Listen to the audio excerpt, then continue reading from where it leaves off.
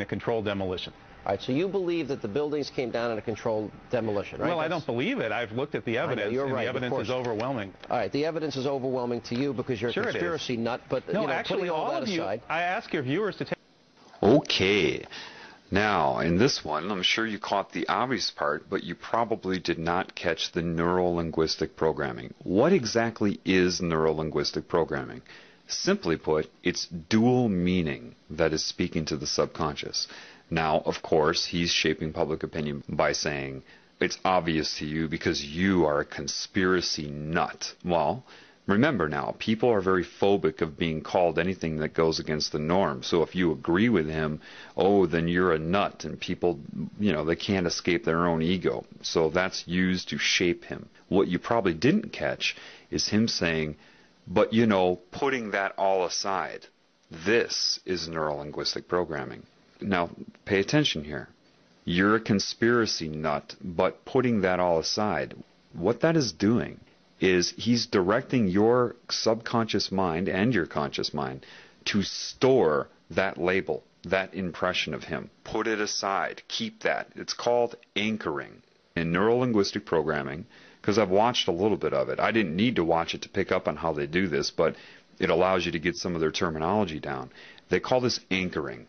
Anchoring a thought, anchoring a concept, anchoring a feeling.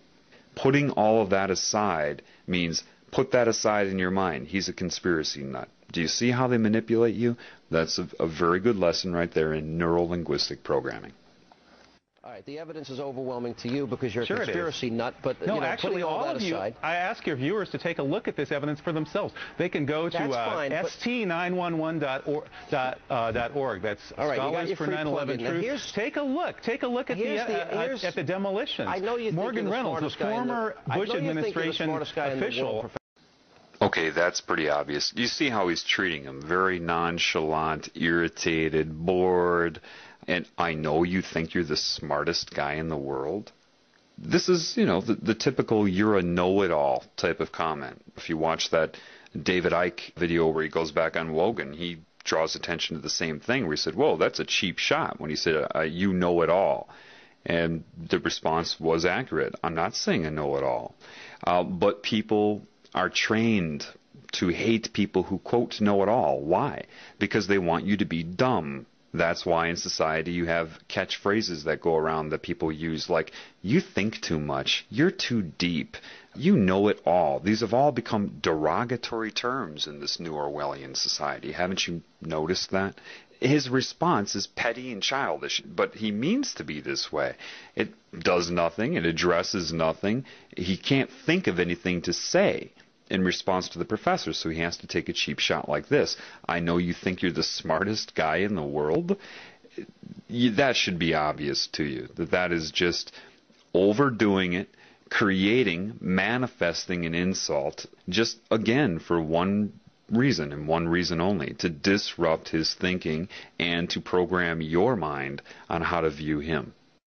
Take a look at the demolitions. I know you Morgan think Reynolds, the former Bush administration official, says that the Bush administration blew the World Trade Center to kingdom come. That's a direct quote from a member of the Bush administration itself. I know. They blew the World Trade Center to kingdom come. The Jews were told to leave. Well, we've heard a lot of these sick, bizarre theories.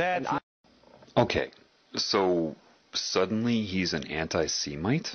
When did that come about? I didn't hear him say anything about the Jews. What he's doing here is he's trying to link him to anti-Semitism. That's what they want to do. Now, anybody that's really trying to speak the truth in this world has no interest in focusing on a group or even an individual. What they try to focus on is the problem in general, outside of any group or individual that may be manifesting the symptoms of the problem.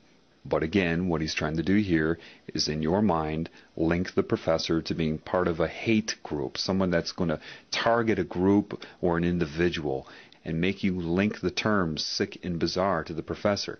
He didn't say anything about the Jewish community. Nothing. So catch that. See how he's trying to link the professor to it.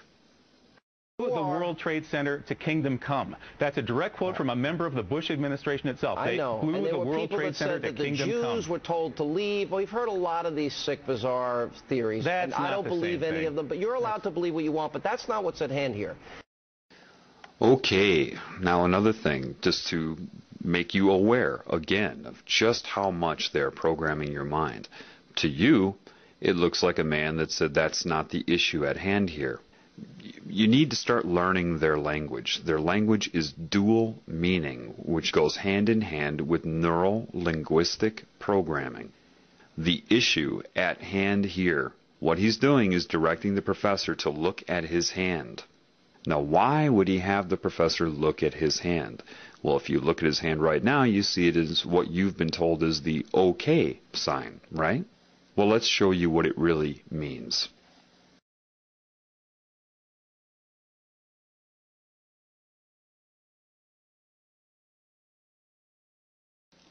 The OK symbol, as you see right here, means 666.